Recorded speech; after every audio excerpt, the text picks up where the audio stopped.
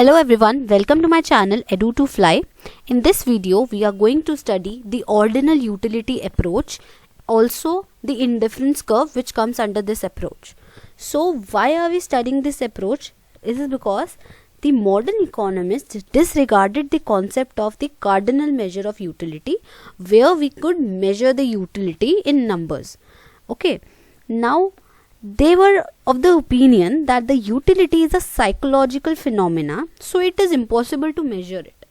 So the modern economists, particularly Hicks, gave an ordinal utility approach to analyse the consumer behaviour. अब ordinal utility approach में होता क्या है कि consumer जो है वो गुड्स को रैंक कर सकता है, वेरियस कॉम्बिनेशन ऑफ गुड्स को रैंक कर सकता है कि उसे ये गुड फर्स्ट पोजीशन पे पसंद है या सेकंड पोजीशन पे, third and fourth etcetera.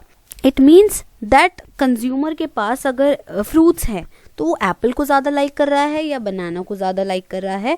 He can give the first rank to apple, second rank to banana. So ये जो रैंकिंग का मेथड है, यहाँ पे हम अपनी प्रेफरेंसेस को रैंक कर सकते हैं, उसे कहते हैं ऑर्डिनल यूटिलिटी अप्रोच. और ऑर्डिनल यूटिलिटी अप्रोच के अंदर आता है इंडिफरेंस कर्व, जो हमें कंज्यूमर बिहेवियर एनालिसिस में काम आता है. Now let us study the meaning of indifference curve. Indifference curve refers to the graphical representation of various alternative combinations of bundles of two goods among which the consumer is indifferent. ये एक graphical representation है बहुत सारे alternatives की या bundles of दो goods की, जहाँ पे कंज्यूमर इनडिफरेंट है. मतलब अगर को कंज्यूमर को 1 एप्पल 15 बनानास दूं या फिर 2 एप्पल्स 10 बनानास दूं, वो उसको उतनी ही सेटिस्फैक्शन मिलेगी. He is indifferent. Let us study this through a graphical representation. Here you can see we have taken the combinations of goods and the combinations PQRS. We have taken two goods, goods X and good Y, and we have seen here कि हम good X अगर 1 consume कर रहा है combination, तो good Y 8 है. ऐसे ही 2 4 3 2 4 1.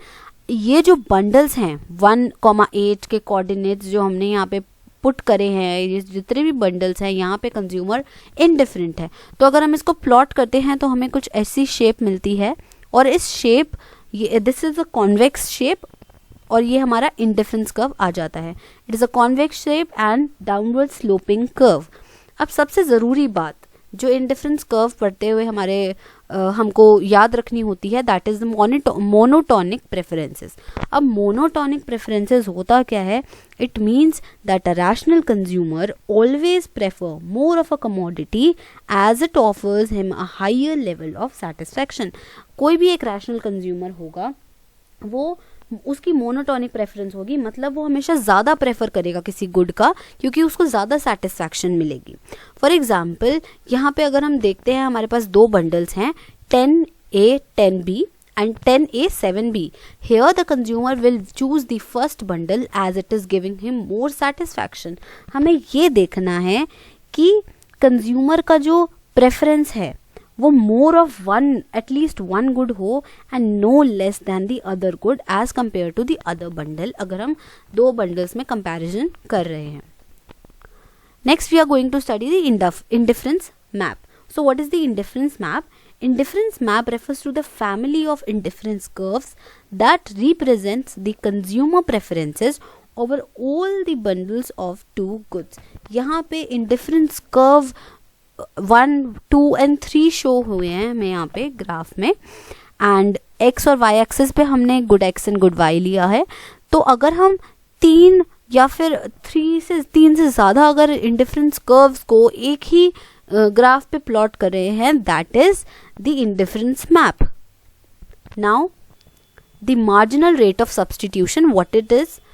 Marginal rate of substitution refers to the rate at which the commodities can be substituted with one another so that the total satisfaction remains same. हम अगर substitute भी कर रहे हैं अपनी कमोडिटीज़ को, कि अगर मैं एप्पल नहीं ले रही, बनाना ले रही हूँ, तो मेरी सेटिस्फैक्शन सेम रहनी चाहिए, मेरी सेटिस्फैक्शन कम नहीं होनी चाहिए, क्योंकि फिर वो हमारा प्रिंसिपल ही रॉन्ग हो जाएगा सारा। फॉर एग्जाम्पल, अगर एप्पल्स और बनाना है और यहाँ पे आप देख सकते हैं A to B, B to C, C to D में कितना चेंज आया है वो हमने मेजर करा है, तो हमारा 2/1 आ रहा है, फिर 1/1 आ रहा है, फिर 1/3 आ रहा है। तो मार्जिनल रेट ऑफ सब्सटीट्यूशन, ये जो होती है टर्म, ये बहुत ही इंपॉर्टेंट टर्म है, क्योंकि ये मेजर करती है slope of indifference curve.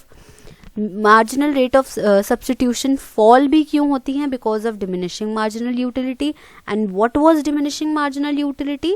It means that as we consume more and more units of a commodity, utility derived from each successive unit goes on decreasing. Therefore, the MRS is also decreasing. And how do we calculate the MRS? It is the unit sacrificed divided by units gained. Next, let us see the properties of indifference curve. So first of all, indifference curve, as you saw in the diagram, it was convex to the origin. So why it is convex? Convex क्यों होता है वो? क्योंकि diminishing है MRS, और MRS diminishing क्यों होता है? Because the law of diminishing marginal utility. So और MRS इंडिकेट भी क्या करता है? Slope of IC. Next is slopes downward. Why does it slopes downward? It implies that a consumer consumes more of a commodity, he must consume less of other commodity. It happens because if the consumer decides to have more of one good, he will reduce the number of units of another good, so as the total utility remains the same. Now third point is higher IC means higher satisfaction. जितना मेरा ज़्यादा ऊपर IC होगा, मेरी level of satisfaction भी उतनी ज़्यादा होगी.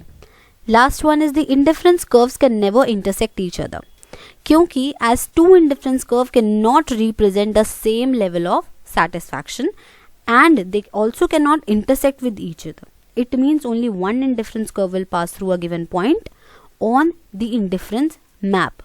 For example, अगर हम यहाँ पे देख रहे हैं, here we can see the satisfaction of K and satisfaction of T is same because IC2 पे अगर हम देखते हैं, IC2 कंज्यूमर इंडिफरेंट है, हर बंडल एक जैसा है, तो मतलब IC2 के हिसाब से K और T की सेटिस्फैक्शन सेम है, और IC1 के हिसाब से K और S की सेटिस्फैक्शन सेम है.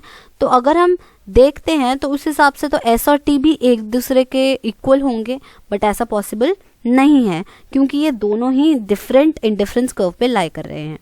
Therefore, the two indifference curves cannot intersect each other at all. Now the assumptions of ICs, there are various assumptions, some of which are there are two commodities only because the consumer has the fixed amount of money that he has to spend on two goods given the constant price of both the goods. Next one is non-satiety. So what is satiety? Satiety is the highest peak of satisfaction, maximum satisfaction. It is a point of saturation basically. So consumer prefers always more of both commodities, so he always try to move to a higher indifference curve to get higher satisfaction. तो उसको satiety कभी मिलती ही नहीं है. Next one is the ordinal utility. Consumer can rank his preference on the basis of satisfaction to the bundle of goods. So ordinal utility is here. Diminishing MRS भी होती है क्योंकि यहाँ पे utility की law भी लगती है. Next is the rational consumer. Consumer is assumed to have a rational manner. Consumer is assumed to behave in a rational manner because he aims to maximize his total satisfaction. यहाँ पे हम मान के चलते हैं कंज्यूमर को पूरी perfect knowledge है मार्केट के बारे में. Last one is the consistency in selection. हम ये सोच के चलते हैं कि कंज्यूमर जो भी गुड सिलेक्ट करेगा उसको सिलेक्ट करने में वो कंसिस्टेंट रहेगा. It means at a given point of time consumer ने अगर प्रेफर करा है combination of A over combination B, then दूसरे टाइम पे ऐसा नहीं है कि वो बी की जगह ए की जगह बी लेने लग जाए. When A is more than B, then B should not be more than A at another time. Thanks for watching the video. If you like the video, hit the like button, share with your friends and do subscribe the channel.